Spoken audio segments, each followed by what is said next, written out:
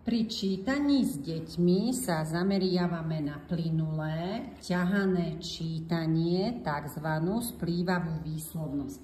To znamená, že nečítame po hláskach, ale snažíme sa hlásky spájať plynulo. Ukážeme si, ako na to.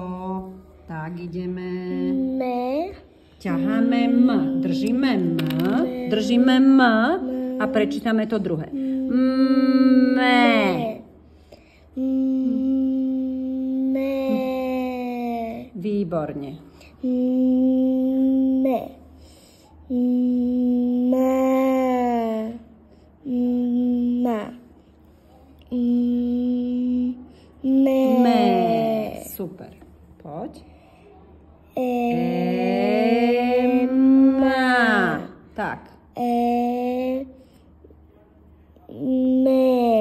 Výborne. Ťaháš. Máme. Máme. Výborne. Ma. Ma.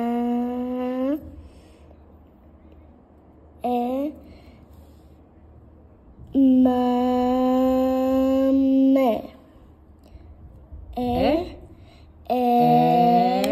No super, a takýmto spôsobom učíme sa čítať. Prosím, podporte deti aj doma tým, že ich budete viesť k takémuto čítaniu pomaly, plynulo a s porozumením. A hlavne spájať, nie čítať ale